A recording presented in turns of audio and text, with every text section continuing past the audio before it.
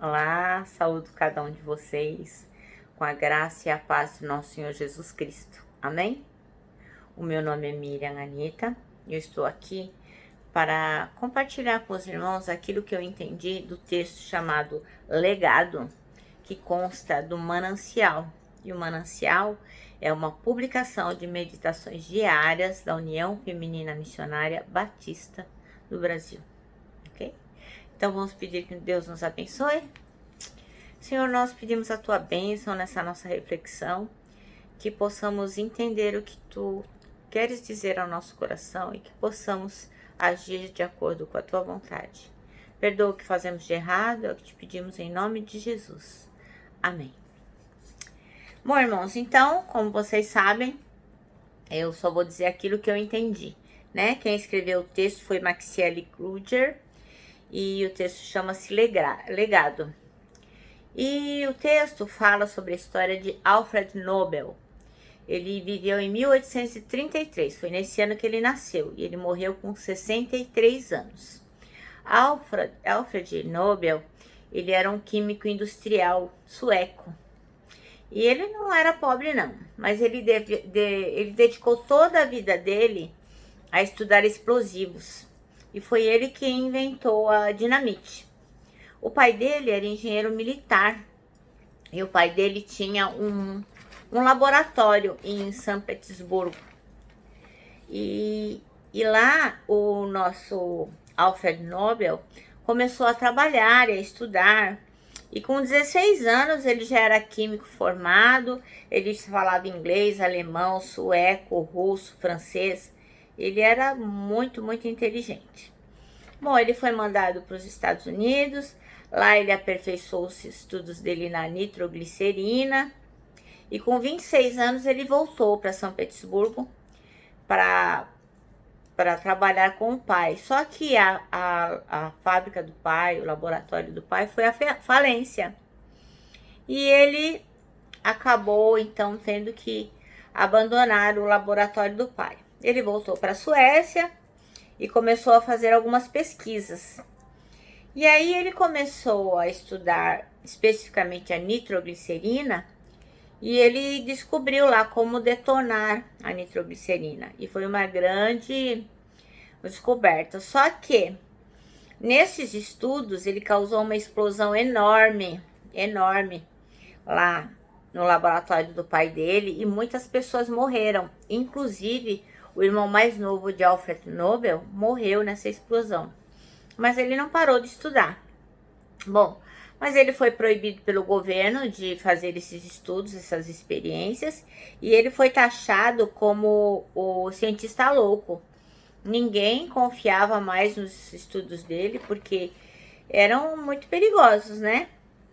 Então, aos 33 anos, ele já tinha essa alcunha, este apelido de cientista louco, que foi seguindo a vida dele por algum tempo.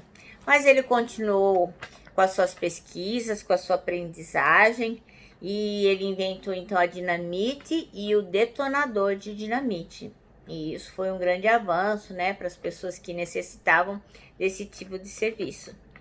Bom, com 42 anos, ele era dono de várias centenas fábricas de explosivo por toda a Europa, e ele tinha muito dinheiro.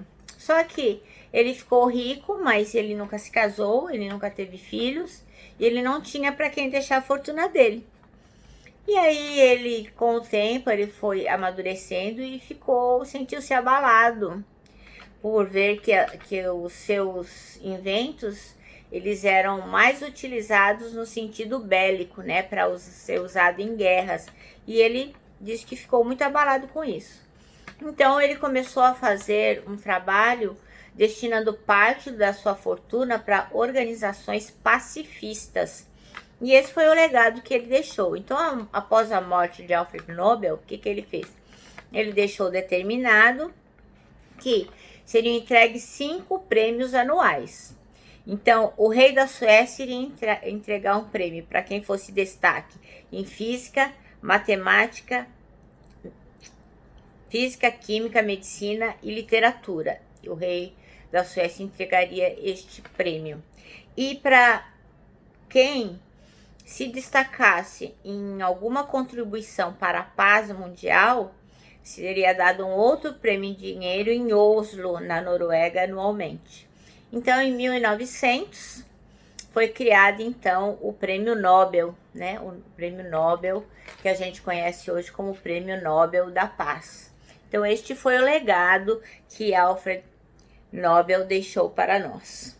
Bom, em contrapartida agora, nós leremos 2 Crônicas 21, de 1 a 20, que tem a ver com a nossa segunda parte da questão do legado.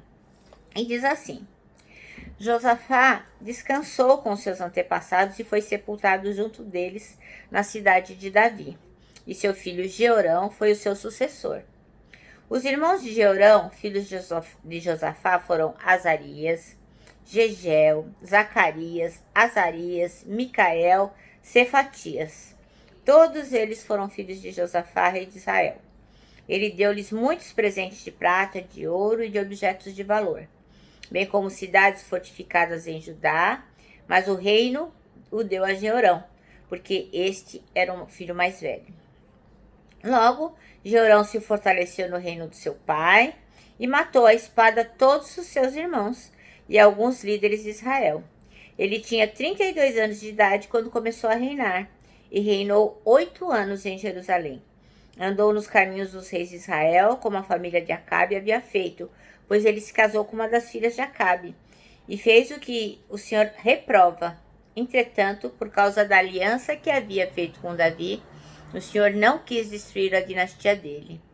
Ele havia prometido manter para sempre um descendente de Davi no trono. Nos dias de Jeorão, os edomitas rebelaram-se contra o domínio de Judá, proclamando seu próprio rei. Por isso, Jeorão foi combatê-los com seus líderes e com todos os seus carros de guerra. Os edomitas cercaram Jeorão e os chefes dos seus carros de guerra, mas ele os atacou de noite e rompeu o cerco inimigo. E até hoje, Edom continua independente de Judá. Nessa mesma época, a cidade de Líbina também tornou-se independente, pois Jeorão havia abandonado o Senhor, o Deus dos seus antepassados. Ele até construiu altares idólatras nas colunas de Judá, levando o povo de Jerusalém a prostituir-se e Judá a desviar-se. Então Jeorão recebeu uma carta do profeta Elias que dizia: Assim diz o Senhor, o Deus de Davi, seu antepassado: Você não tem andado nos caminhos de seu pai Josafá, nem de Asa, rei de Judá, mas sim nos caminhos dos reis de Israel, levando Judá e o povo de Jerusalém a se prostituírem na idolatria como a família de Acabe. E ainda assassinou seus próprios irmãos, membros da família do seu pai, homens que eram melhores do que você. Por isso, o Senhor vai ferir terrivelmente seu povo, seus filhos, suas mulheres e tudo que é seu. Você ficará muito doente, terá uma enfermidade no ventre que irá piorar até que saiam os seus intestinos. O Senhor despertou contra Jeorão a hostilidade dos filisteus e dos árabes que viviam perto dos etíopes. Eles atacaram o reino de Judá, invadiram-no e levaram todos os bens que encontraram no palácio do rei, e também suas mulheres e seus filhos. Só ficou Acasias, o filho mais novo. Depois de tudo isso, o Senhor afligiu Jeorão com uma doença incurável nos intestinos. Algum tempo depois, ao fim do segundo ano, tanto se agravou a doença que os seus intestinos saíram, e ele morreu sofrendo de dores horríveis. Seu povo não fez nenhuma fogueira em sua homenagem, como havia feito para os seus antepassados. Jeorão tinha 32 anos de idade quando começou a reinar, e reinou 8 anos em Jerusalém. Morreu sem que ninguém o lamentasse, e foi sepultado na cidade de Davi, mas não nos túmulos dos reis. Bom, Maxieri Gruger escolheu o versículo 20 como o versículo-chave e diz assim: Jeorão tinha 32 anos de idade quando começou a reinar e reinou 8 anos em Jerusalém. Morreu sem que ninguém o lamentasse e foi sepultado na cidade de Davi, mas não nos túmulos dos reis. Bom, então a Bíblia ela relata a história do rei Jeorão, que morreu sem deixar saudades, né? Ele tinha ficado no lugar de Josafá e ele era o rei de Judá. Só que em vez de ele seguir o caminho do pai dele, ele seguiu o caminho de Acabe, que era o rei de Israel e só fazia coisa errada. Então, ele cometeu muitos erros. Ele foi cruel, agiu com muita crueldade, matou todos os seus irmãos e casou-se muito mal, porque ele casou com uma das filhas de Acabe. E Jeorão abandonou o Senhor, e ele levou toda a nação à idolatria, e rejeitou as advertências de Deus dadas através do profeta Elias. Ele construiu altares ao deus Baal, ele fez tudo que era errado. Bom, os atos de Jeorão geraram muitas consequências. Ele perdeu sua honra, foi derrotado pelos filisteus, perdeu tudo que ele tinha, todos os seus bens, e perdeu também a sua família. Ele foi acometido por uma doença horrível, horrível, e depois de 2 anos de sofrimento e de muita dor, ele morreu. Então, Jorão era rei, mas seu povo não lhe prestou nenhuma homenagem.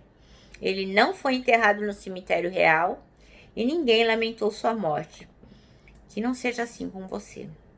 Então, aqui, né, o escritor do texto faz o paralelo sobre 2 pessoas, né? O Alfred Nobel, e ele diz, se quando a gente morrer, a gente quer ser lembrado como este homem que deixou o dinheiro para a Fundação Nobel, para o Prêmio Nobel, para que as pessoas pudessem ganhar um prêmio quando elas se destacassem especificamente nas áreas de estudo e especialmente se fizesse uma contribuição muito relevante para a paz.